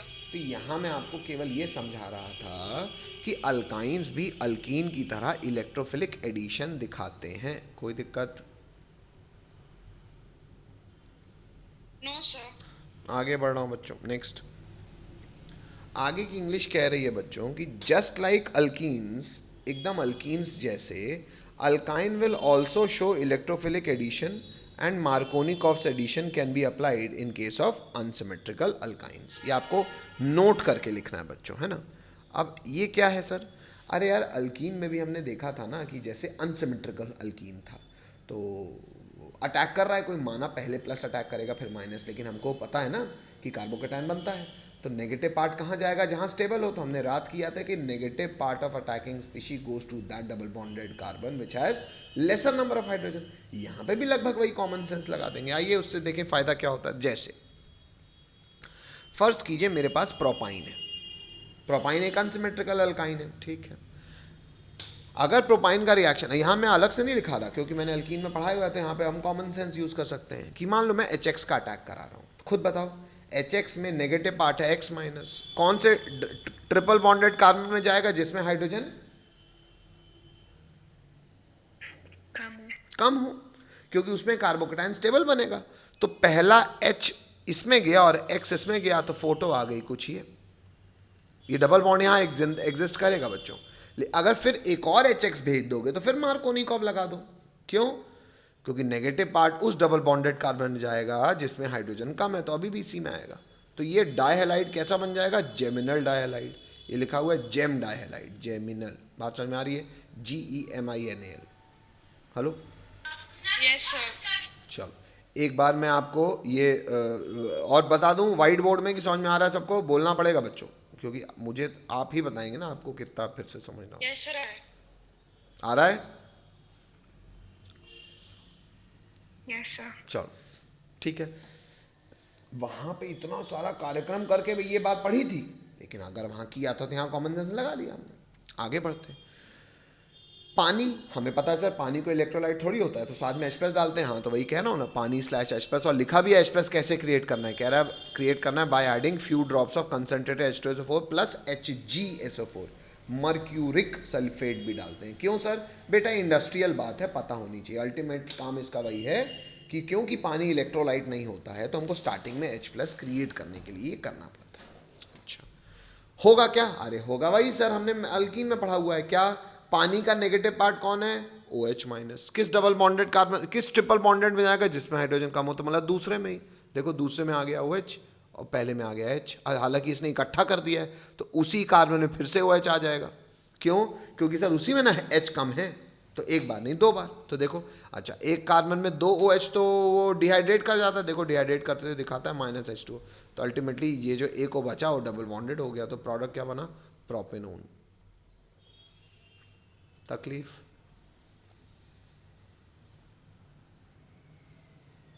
नहीं सर। बाकी लोगों?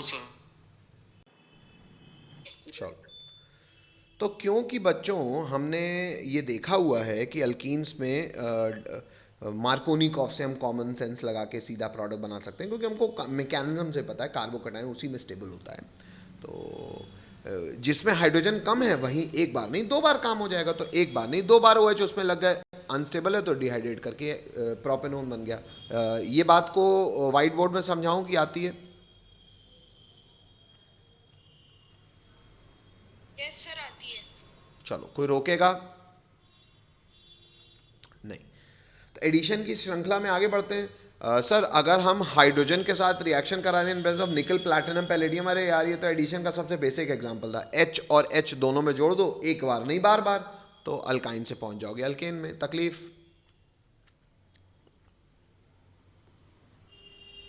No sir. Last Br2 in CCl4। अरे सर अल्कीन में पढ़ा था हमने, Br एक बार लगता है क्योंकि एक पाई था। अरे 2 पाई हैं तो Br एक बार नहीं 2 बार लग जाएगा, तो दोनों में 2 लग जाएंगे, तो यह हो जाएगा टेट्रा ब्रोमो प्रोडक्ट। नाम भी लिखा हुआ 1122 टेट्रा ब्रोमो प्रोपेन। तकलीफ?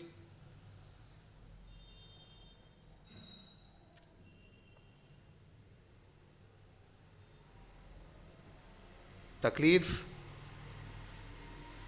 No sir. चलो, तो बात ये आई बच्चों कि डीकलराइजेशन अगर Br2 का अल्कीन करता था तो क्या अल्काइन भी करेगा? हाँ सर, क्योंकि वो भी उसके साथ रिएक्ट कर रहा है। बस बेटा यहां से अल्काइंस भी समाप्त होता है। सर ये क्या लिखा हुआ है? बेटा आप ना जब NCERT करोगे तो एक्चुअली जो मैंने आपको बार बार बोला ना कि ऑर्गेनिक अगर आपको पढ़नी है तो ऑर्गेनिक पढ़ने का तरीका होता है क्या, चीज़ों को रीड करते रहना भाई।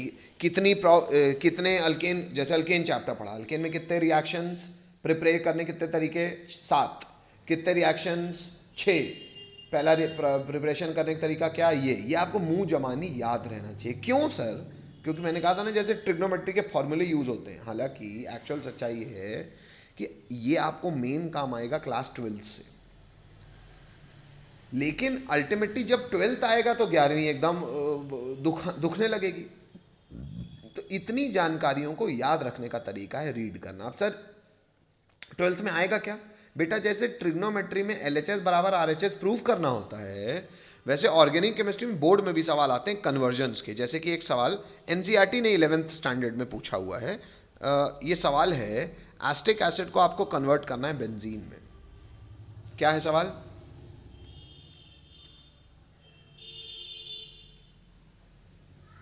क्या है सवाल? Acetic acid to benzene.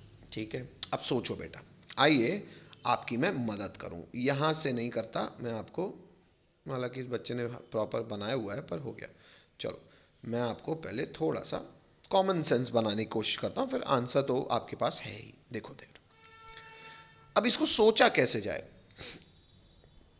Acetic acid क्या होता है बच्चों? CH3COOH। बेंजीन क्या होता है बच्चों? ये C6H6। Hello hello. Yes sir. अब बच्चों कभी भी, जैसे आपने ट्रिग्नोमेट्री भी पढ़ा होगी, तो बेटा कई बार LHS बराबर RHS प्रूफ करने में आदमी पता RHS को देख के शुरू करता है कि हाँ ये हमने फॉर्मूले में ये वाली चीज़ तो केवल यहाँ देखी है। तो ऐसे खुद सोचो। अब देखो मैं सोचने में मदद करता हूँ आपकी, इसलिए मैं बोलता हूँ कि नोट्स याद होना बहुत ज़रूरी था। देखो अगर बेटा तुमको याद हो तो अभी तक अल्केन अल्कीन अल्काइन के चैप्टर में बेंजीन हमने कभी देखा है? हाँ सर, आज ही देखा है। कहाँ? अल्काइन की, अल्काइन की, हाँ बोलो। Sir red hot iron tube से हाँ रिएक्शन करवाते हैं। हाँ, अल्काइंस के पॉलीमराइजेशन रिएक्शन में किसका रिएक्शन कराते हैं?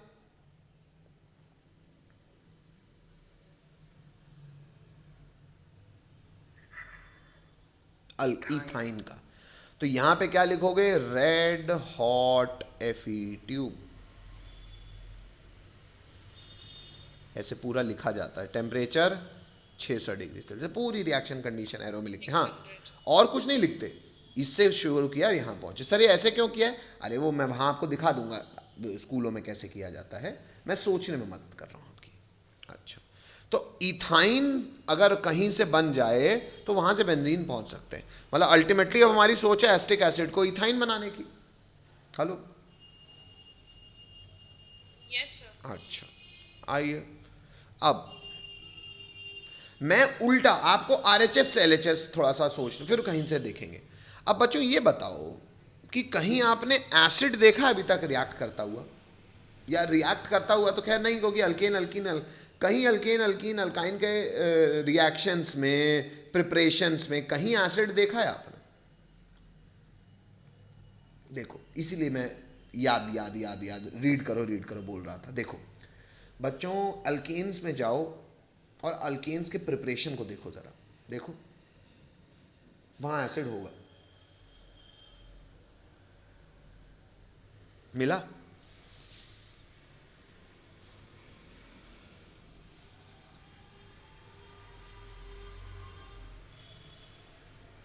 मिला?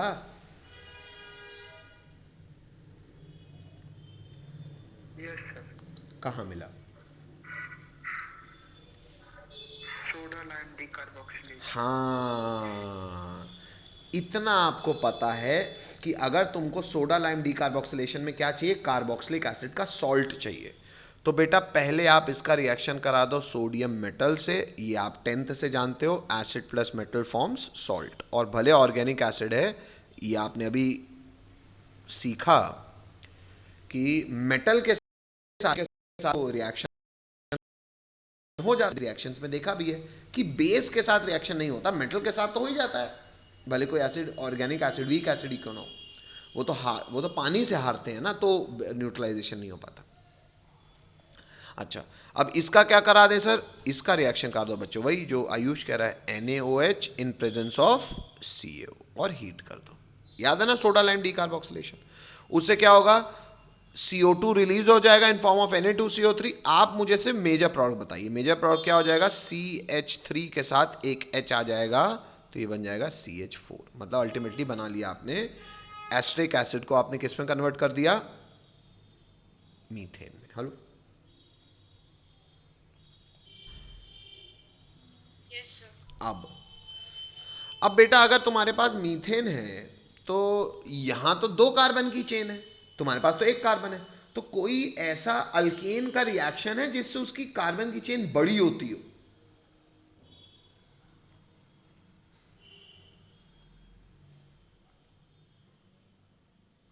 क्लोरीनेशन। चेक करो बच्चों, sodium in presence of dry ether, याद आया, Yes, sir. Wurtz reaction. लेकिन वुड्स रिएक्शन होता किसका था, अल्काइल हैलाइड। अल्काइल हैलाइड का। वुड्स रिएक्शन किसका होता था, अल्काइल हैलाइड का। तो अभी सबसे पहले तुमको अल्केन को बदलना पड़ेगा अल्काइल हैलाइड में, फिर इसका वुड्स कराओगे तो कार्बन की चेन दुगनी हो जाएगी। क्यों दुगनी चाहिए, क्योंकि सर हमको तो मेन चेन 2 कार्बन की चाहिए ना, फिर अनसैचुरेशन करने की सोचेंगे, पहले 2 कार्बन तो जनरेट करें। हेलो, सोच समझ रहे हो, Yes, sir. अच्छा, तो अब मैं सबसे पहले इस मीथेन को अल्काइल हैलाइड में बदलना है अगर मुझे, तो मैं सिंपली इसका Cl2 in presence of sunlight करा दूंगा, उससे क्या होगा, CH3Cl। हालांकि मुझे पता है यहाँ पे मिक्सचर ऑफ प्रोडक्ट बनेंगे, लेकिन फिर भी मैं यहाँ से संतुष्ट हो जाऊंगा क्योंकि मेजर प्रोडक्ट तो ये बनेगा। और फिर इसका मैं soda in presence of ether, sodium in presence of ether से रिएक्शन कराऊंगा, तो बदल जाएगा ये CH3 सिंगल बॉन्ड CH3 में। बोलना पड़ेगा,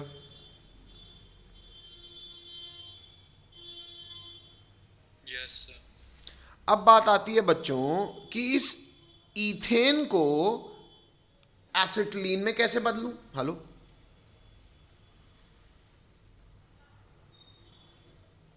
हेलो,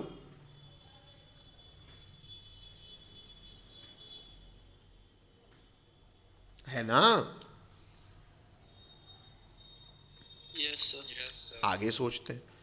तो बच्चों सबसे पहला काम आप इसका फिर से क्लोरीनेशन करा दो सनलाइट की मौजूदगी में, तो ये बन जाएगा CH3 सिंगल बॉन्ड CH2Cl। क्यों, क्योंकि मोनोक्लोरो ही मेजर बनता है।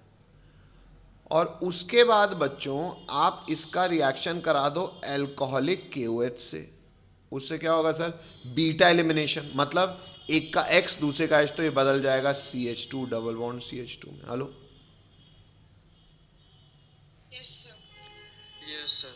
फिर अभी भी सर डबल बॉन्ड आया, अभी तो ट्रिपल चाहिए बेटा। ये अल्कीन का फिर आप रिएक्शन कराओ Br2 से इन प्रेजेंस ऑफ CCl4, तो ये विसिनल डाइहैलाइड बन जाएगा। Hello, Yes, sir. अब ये विसिनल डाइहैलाइड का आपको पता है कैसे बनाना है, क्योंकि अल्काइन को बनाने के 2 ही तरीके थे। पहला तरीका था कैल्शियम कार्बाइड से, वो तो नॉन मेटल इनऑर्गेनिक कंपाउंड है सर। दूसरा था पहले रिएक्शन करो Roman number 1 KOH followed by NaNH2, याद करो, विसिनल डाइहैलाइड अल्काइन बना देगा। Hello, yes sir. Yes, sir. अरे ये NCERT का सवाल है, और पता है NCERT ने ये सवाल क्यों दिया है, ताकि बच्चों को ये जानकारी हो कि 12वीं में आके ये ऐसे आपको कन्वर्जन्स करने हैं।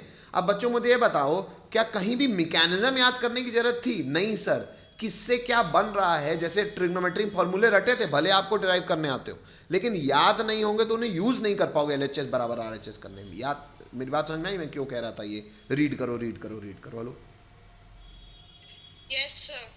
क्योंकि बेटा ये फ्रेम नहीं आएगा, इसमें मैकेनिज्म आपसे कोई नहीं पूछ रहा। हाँ, मैकेनिज्म सर ट्रिग्नोमेट्री फॉर्मूलों को डिराइव कर देने से उन्हें याद करना आसान हो जाता है। Hello, yes sir. जिन्होंने क्लास 11th में मैथ्स लिया है वो तो इस बात को समझ रहे होंगे क्योंकि फॉर्मूले बहुत सारे होते हैं। हेलो, चलो आगे बढ़ता हूँ। नेक्स्ट,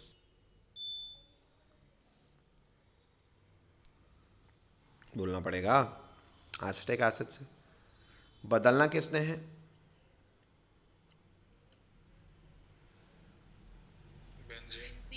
चलो शुरुआत कैसे करी हमने, देखो यहाँ पे आए अपन। पहले हमने क्या लिया, एसिटिक एसिड। एसिटिक एसिड का रिएक्शन किससे कराया बेटा?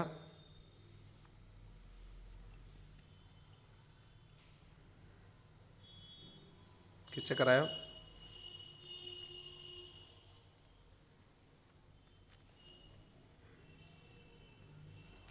भैया बच्चों पूरा बात बता चुका हूं, फिर पूछ रहा हूं बेटा सामने दिखा के।